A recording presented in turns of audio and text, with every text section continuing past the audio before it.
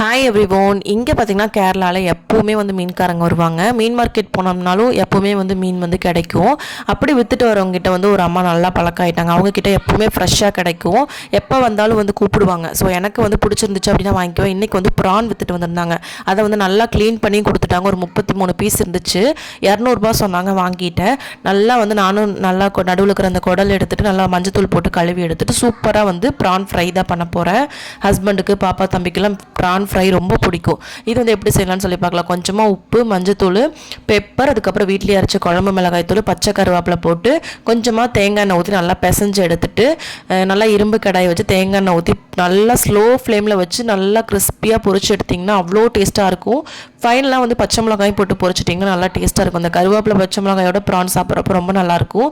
தயிர் சாதம் வச்சு ப்ரான் ஃப்ரை, அதுக்கப்புறம் கருவேப்பிலை வெங்காயம்லாம் வச்சு சாப்பிட்றதுக்கு ரொம்ப நல்லாயிருக்கும். நம்ம சேனல் ஃபர்ஸ்ட் டைம் பார்க்கலாமா இருக்காமல் சப்ஸ்கிரைப் பண்ணுங்கள். தேங்க்ஸ் ஃபார் வாட்சிங்.